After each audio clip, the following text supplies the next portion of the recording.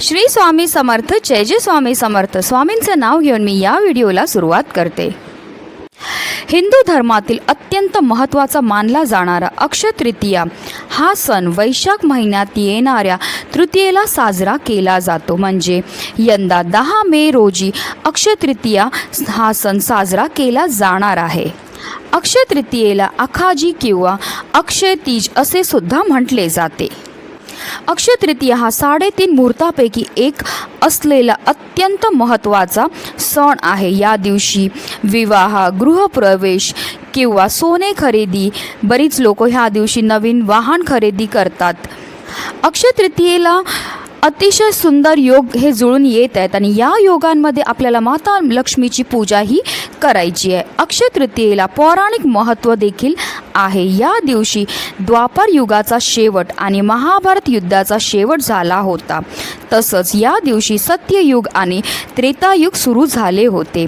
भगवान विष्णूने नर नारायण आणि परशुराम अवतारही अक्षय तृतीयेला घेतला होता.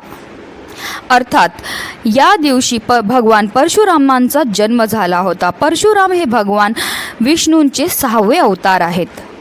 तसेच असं म्हटलं जातं की या दिवशी माता गंगा सुद्धा पृथ्वीवर अवतरली होती.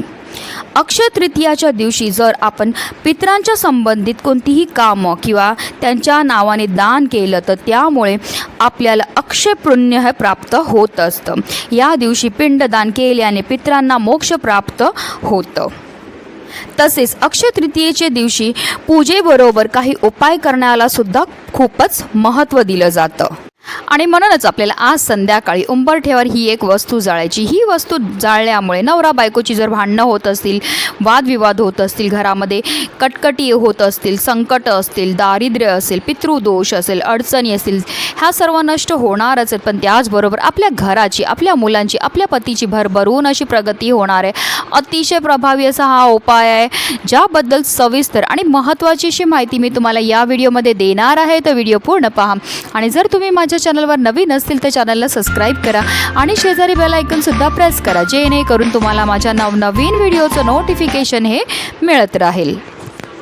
असं म्हटलं जातं की अक्षय तृतीयेच्या दिवशी जे पित्र आहेत ते हा भूतलावर येत असतात आणि ते आपल्याला पाहत असतात की आपण त्यांच्याकरता कोणती सेवा करतोय, कोणते उपाय करत असतात. आणि जर अशा विशेष तिथीला जर आपण काही त्यांच्याकरता दान केलं किंवा त्यांच्याकरता काही सेवा केलं तर ते आपल्यावर प्रसन्न होत असतात आणि आपल्याला सुखी संसाराचा आशीर्वाद ते देत असतात. आता आपल्याला हा जो उपाय तो का करायचा आहे? जर तुमच्या घरामध्ये वारंवार भांडणं होत असतील, कलह होत असतील, कटकटी होत असतील, नवरा बायकोचं पटत नसेल किंवा मुलांचं पटत नसेल, घरामध्ये वारंवार पैशाच्या समस्या उद्भवत असतील, आजारपण येत असेल, मुलं खूप शिकलेली आहेत पण त्यांना मनासारखी नोकरी मिळत नसेल, त्यांच्या विवाहामध्ये अडचणी येत असतील किंवा संतान प्राप्तीमध्ये अडचणी येत असतील, तर अशा प्रकारच्या समस्या जर तुमच्या आयुष्यामध्ये उद्भवत असतील तर त्या का होतात? तर बऱ्याचदा काय होतं ना, आपल्या घरामध्ये पितृदोष असतो, त्यामुळे सुद्धा ह्या समस्या उद्भवत असतात. आणि अशा विशेष तिथीला जर आपण काही असे विशेष उपाय केले तर त्यामुळे आपले पित्र हे आपल्यावर तृप्त होत असतात आणि आपल्या आयुष्यामध्ये असणारा पितृदोष तो दूर होण्यामध्ये मदतही मिळत असते. आता हा उपाय आपल्याला कधी करायचा? तर हा उपाय आपल्याला संध्याकाळी 6 वाजल्यापासून 7:30 ही जी वेळ असते ती माता लक्ष्मीची आगमनाची वेळ असते. त्यावेळेस जर आपण काही विशेष उपाय केले तर माता लक्ष्मी आपल्या घराकडे आकर्षित होते आणि तिचं अखंड आगमन आपल्या घरामध्ये होतं. पण आता काही कारणास्तव कोणाला 6 ते 7:30 ह्या वेळेमध्ये नाही शक्य झालं तर तुम्ही 6 वाजल्यापासून रात्री 12 वाजेपर्यंत हा उपाय करू शकतात. तर आपल्याला मातीची एक मोठी पंती घ्यायची आणि त्या पंतीमध्ये एक छोटीशी शेणाची गौरीही टाकायची. आता तुम्ही गावा साईडला राहत असतील तर तुम्हाला शेणाची गौरी सहज मिळेल. आता तुम्ही सिटीमध्ये राहत असतील तर तुमच्या इथे जिथे पूजेचं साहित्य मिळतं तिथून तुम्ही ही गौरी आणू शकतात. आता काही कारणास्तव तुम्हाला आणायला नाही शक्य झालं तर तुम्ही त्या मातीच्या पंतीमध्ये थोडेसे तांदूळ टाकले तरीही चालणार आहे. पण अक्षय तृतीयेच्या दिवशी घरामध्ये शेणाची गौरी जाळणं अतिशय शुभ मानलं जातं. त्याचबरोबर त्या शेणाच्या गौरीवर आपल्याला 5 भीमसेनी कापूर ह्या वड्या ठेवायच्या आहेत. आता मी नेहमी सांगते भीमसेनी कापूरच घेत चला, कारण तो नैसर्गिकरित्या बनलेला असतो. त्याच्यामध्ये जे तत्व असतात ते आपल्या घरामध्ये आणि आपल्यामध्ये असणारे जेवढी पण नकारात्मकता आहे, घरामध्ये असणारा वास्तुदोष, पितृदोष, त्याचबरोबर ग्रहदोष दूर करण्याकरता अतिशय प्रभावी मानला जातो. म्हणून आपल्याला 5 भीमसेनी कापूरच्या वड्या घ्यायच्यात. त्याचबरोबर 2 अखंड लवंगा आणि 2 हिरव्या वेलचीसुद्धा आपल्याला त्या पंथीमध्ये टाकायचे आहेत.